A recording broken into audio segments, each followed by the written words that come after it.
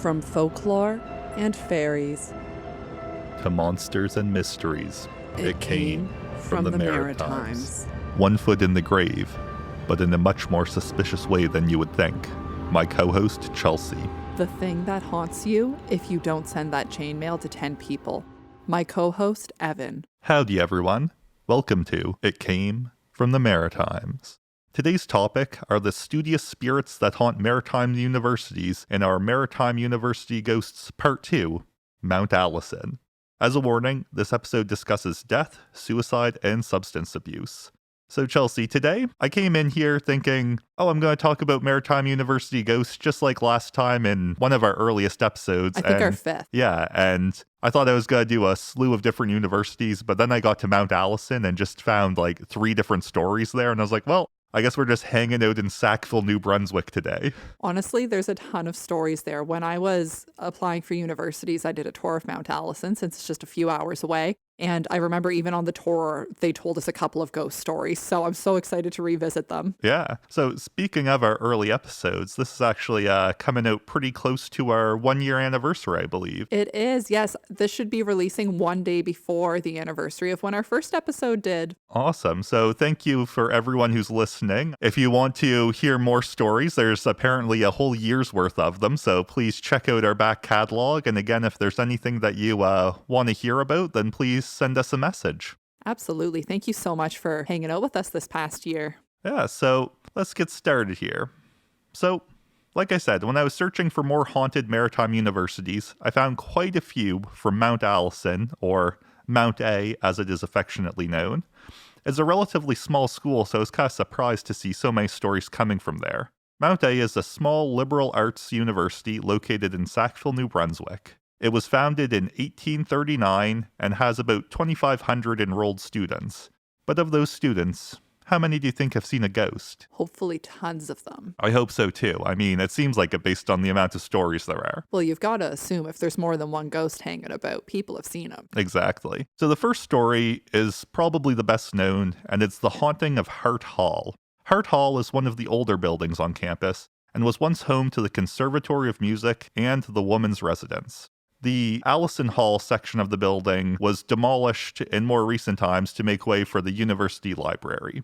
The ghost known to haunt Hart Hall, geez, that's a lot of alliteration, is Ethel Peake, or Peaky as she is affectionately known. That's such a sweet nickname. It is. She was a vocalist originally from England who emigrated to Canada in 1923. She was a performer at the Toronto Conservatory of Music until 1936, when she became the head of the vocal department at Mount A School of Music. She was known to be imposing and commanding, which is fitting for a woman whose voice would fill concert halls across Europe, where she performed under the name of Salama Belmonte. Ooh la la. I know.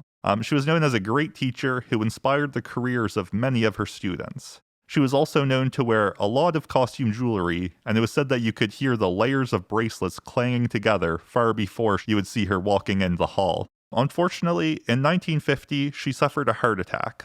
People said that it didn't slow her down at first, but over the following years, she did slow, and her condition, along with her work, overwhelmed her, as she eventually died of exhaustion in 1954 at the age of 69. Her funeral was held at the Sackville United Church, where she would often perform as a soloist. Her colleagues organized music for her funeral, but it is said that when the choir sang, there was an extra voice that was 2 octaves above what was expected, and many people believe that was Peaky giving a final performance. Honestly, what a power move. Like, I can outshine all these people, even in death. I know, she's like, I taught you.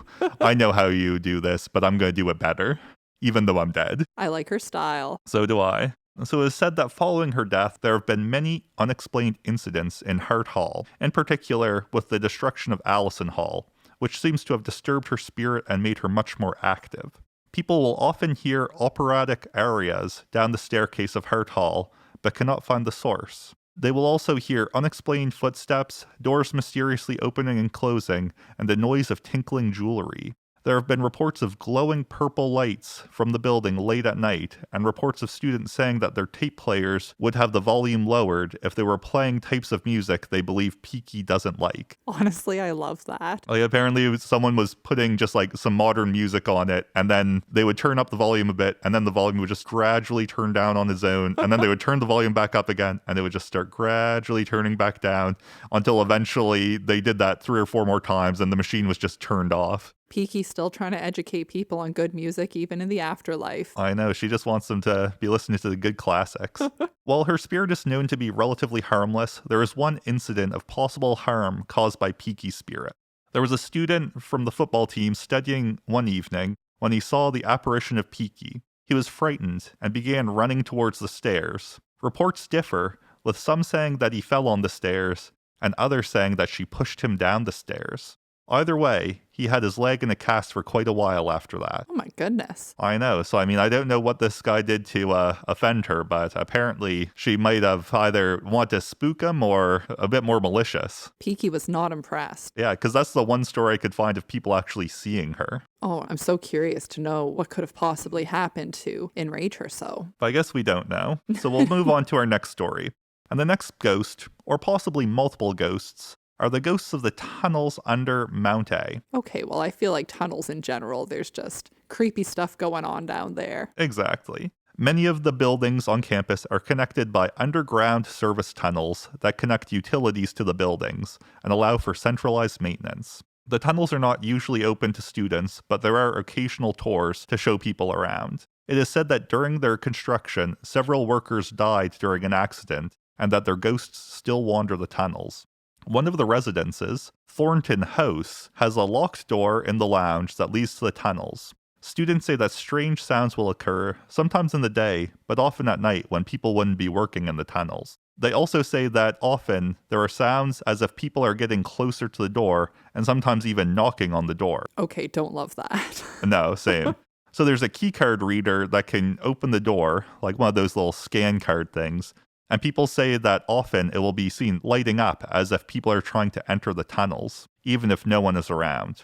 People often say that they can feel a cold pass through them if you stand by the door, which they believe is the ghosts of the workers leaving the tunnels to go on their break. Ooh, spooky. I know. So, I mean, there's a lot of things where it's like, maybe there's just noises because there's machines down in these tunnels, but some of the things, it sounds a little creepier, like the walking up to the door and knocking on it. Oh, absolutely. Or the lights flashing as if someone's trying to get in or out. Exactly. Now, there's one more ghost that is related to Mount A, but actually happens at the local waterfowl park. We all know that I'm terrified of birds, so just the birds alone are enough reason for me to not visit the waterfowl park. I was about to say, you'd probably be more afraid of the birds than the ghosts there. Bring on the ghost, leave the ducks. I will say, I've actually gone to this waterfowl park a couple of times, and it actually has, I mean, you wouldn't like the birds, but they stay in the water, and there's actually some really lovely trails to walk down. It's very picturesque. Oh, that's good to know. Like, there's like a bunch of trails that are just like lined by water, and then some birch trees and stuff like that. I have some pictures I'll show you later. Lots of corners for the ducks to sneak out of when you're unassuming. I mean, true.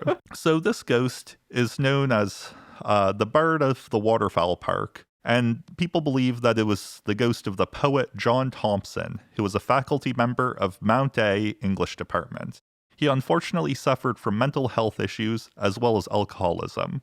After a night of drinking, he was known to wander around the waterfowl park. In 1976, he passed away at the age of 38. People living in the apartment below his said that they heard muffled choking and cries, and when they went up, found him unconscious. He was taken to Sackville Memorial Hospital, where he was later declared dead. Following his death, it is said that if you wander the trails of the Sackville Waterfowl Park late at night, you can sometimes see his ghost, meandering or considering new works. His ghost is known to be harmless from all accounts. Oh, well, he sounds like a very sweet ghost all in all, just trying to wander the trails he loved in life. Exactly. Like, I mean, it's sad because it sounds like he died fairly young, but it seems like he's just kind of still doing his thing, not really too bothered by anything out there. I like it. It sounds quite peaceful. Exactly. Thank you for listening to our accounts of more Maritime University ghosts. I'm going to go on to a little segment here. This one's not necessarily related to ghosts or the Maritimes, but it's just something from folklore that I found neat, and I'm hoping you do too. So I'm going to talk about what is in a segment that I've done before called Monster by Mistake, which is about different things that have been attributed monstrous qualities over the years. And I love this. Is the vegetable lamb of Tartary. So Tartary was the area in Eastern Asia as it was known by Western people at the time. And it was also called a barometz. It is a plant that is said to have grown sheep as a fruit, and it would appear as a stalk of a vegetable with a lamb at the top. As it grew, the sheep would then graze in the area around the plant, and it's believed that they would be connected to the stalk like an umbilical cord. It said when there was no food left to graze, both the sheep and the plant connected would die.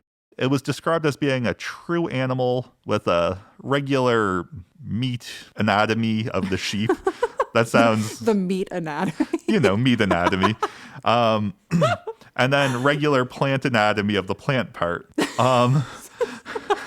Sorry, I lost Chelsea already on this one. But the thing that's kind of funny is, if you listen to accounts and read accounts, I'm pretty sure what they actually found was just cotton plants. It sounds like it would look similar to what I envision a cotton plant looking like. Exactly. It seems like what they probably found was what they claimed was the dried up sheep part left behind with some wool left on it. And it was described, the fruit whereof is a wool exceeding the beauty and goodness that of sheep. So I'm pretty sure they literally just found cotton plants, saw what they thought was wool on a plant and said, well, this can't just be cotton. This can't just be a fiber growing on a plant. It needs to be a sheep that then grew from a plant and then died. That's it. A sheep just shriveled right up. Yeah, but I kind of love this because it also, first of all, is a very interesting interpretation of cotton, but I think it's a great example of how oral tradition can really exaggerate things and possibly how we get some of our folklore today, rather than maybe some of the things that we talk about are a little bit exaggerated. So just something to think about when you're reading some of the stories, listening to some of our stories. This is especially relevant because we have had so many people comment on our TikTok video about cabots in particular, saying, these aren't real, right? Or it sounds like it could just be a bobcat. And we're like, that's the fun of folklore. You share the potential behind these stories. Exactly. I want to thank everyone for listening to us today. And thank you so much for joining us in this episode of It Came From The Maritimes. You can find us on social media, on Instagram, Facebook, and TikTok at It Came From The Maritimes. And if you have any Atlantic Canada folklore that you would like to see covered in a future episode, or any spooky encounters of your own, you can email us at itcamefromthemaritimes@gmail.com. If you enjoy our podcast, please leave us a 5-star review. It helps people find us. Now, we like to end our episodes with a folklore tip or a folklore fact that we find from East Coast folklore here. It's nothing serious, just a bit of fun, so don't go taking this and trying to make true fact of it. But Chelsea, do you want to share our fact for the episode? I would. Our folklore fact for this episode is the person who takes the last piece of cake will become an old maid. Well, I'll leave that last slice on the cake, I guess. Thanks so much for listening. Thanks. Bye.